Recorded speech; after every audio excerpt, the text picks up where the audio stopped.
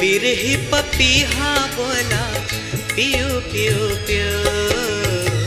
डाली पे कोयलिया बोली कुहू कुहू कुहू। बिरही पपीहा बोला पियो पियो पियो।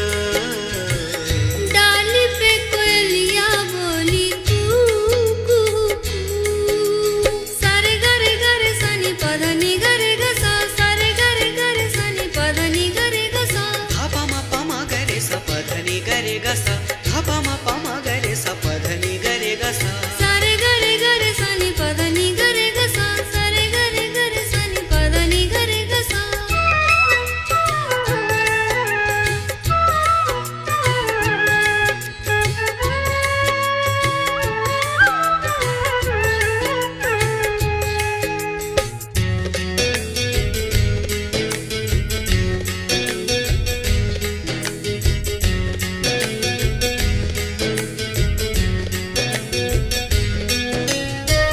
जेठ आषाढ़ सावन बीता भादो कुंवर कार्तिक रे। अघन बीता पौष बीता बीता माघ फागुन रे। जेठ आषाढ़ सावन बीता भादो कुंवर कार्तिक रे। अघन बीता पौष बीता बीता माघ फागुन रे। चैत बैसाख बीता छिपा कहाँ तू। चैत बैसाख बीता छिपा कहाँ तू। बिरही पपीहा बोला पियो पियो पियो। डाली पे कोयलिया बोली कुहू कुहू कुहू। बिरही पपीहा बोला पियो पियो पियो। डाली पे कोयलिया बोली कुहू कुहू कुहू।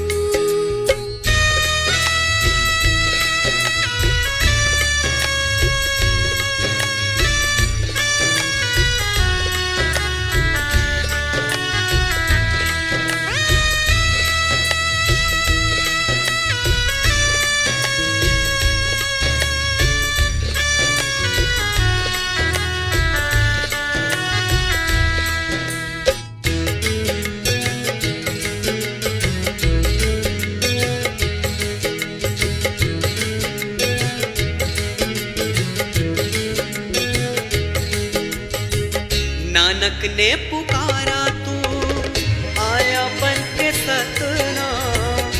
मीरा ने पुकारा तू आया बन के घनश्याम। नानक ने पुकारा तू नानक ने पुकारा तू।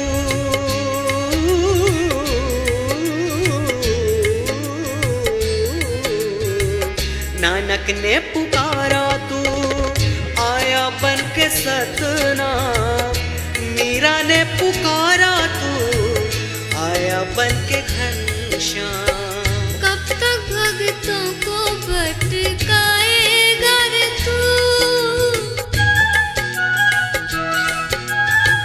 कब तक भक्तों को भटकाएगा रे तू। बिरही पपीहा बोला पियो पियो पियो। डाली पे कोयलिया बोली कुहू कुहू कुहू। बिरही पपीहा बोला पियो पियो पियो। डाली पे कोयलिया बोली कुहू कुहू कुहू। सारे गरे गरे सनी पधनी गरे गसा सारे गरे गरे सनी पधनी गरे गसा। धापा मा पमा गरे स पधनि गरे गस ध प म प म गरे स पधनि गरे गस सारे गरे गरे सनि पधनि गरे गसा सारे गरे गरे सनि पधनि गरे गसा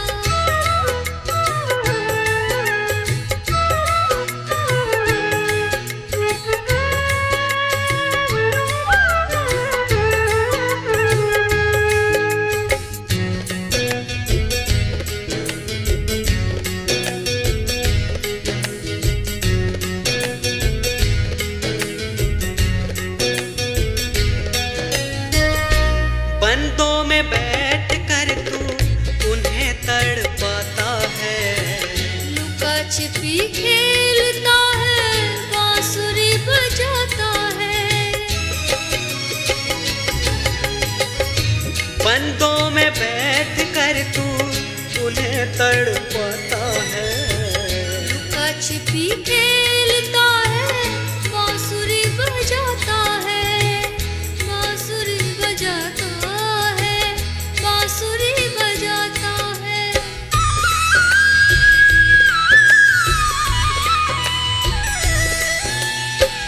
लुका छिपी खेलता है बांसुरी बजाता है ओशो ने सिद्धार्थ को बताया कहाँ तू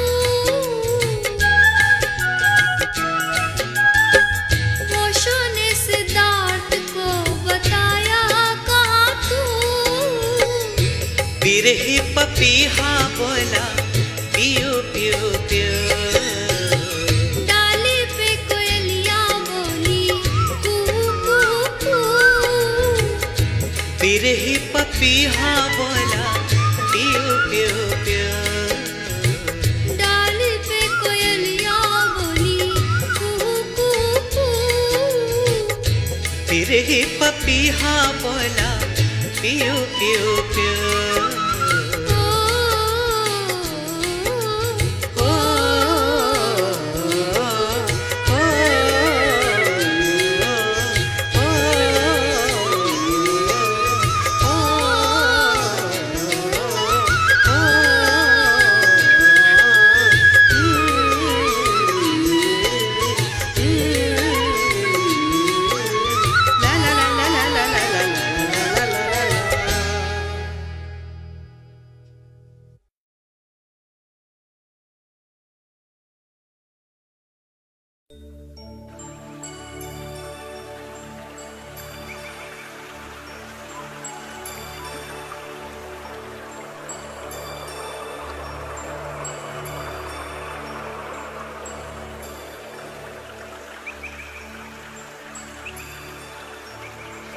जीवन की यह शाम ओशो तेरे नाम। ओशो कीर्तन संध्या प्रथम चरण गुरु वंदना। परम गुरु ओशो का स्मरण करें और अहोभाव से भरकर गुरु वंदना करें।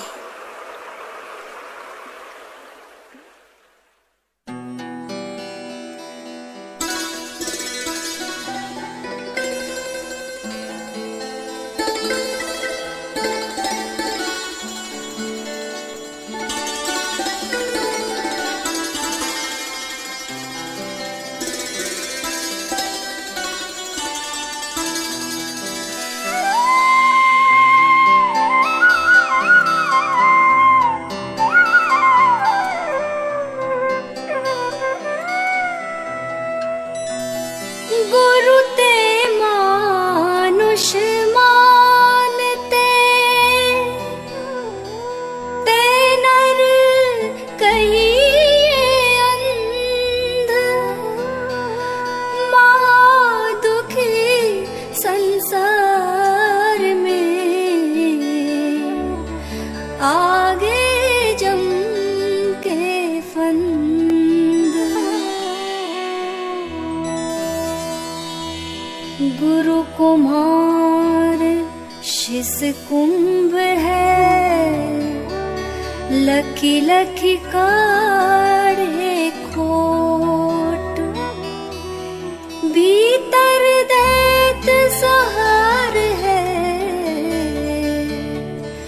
बाहर बाहर चोट। किसु काम के थे नहीं, कौड़ी सी थी देह। सद्गुरु ने कृपा कीनी, भैया मोलक गे। भैया मोलक गे।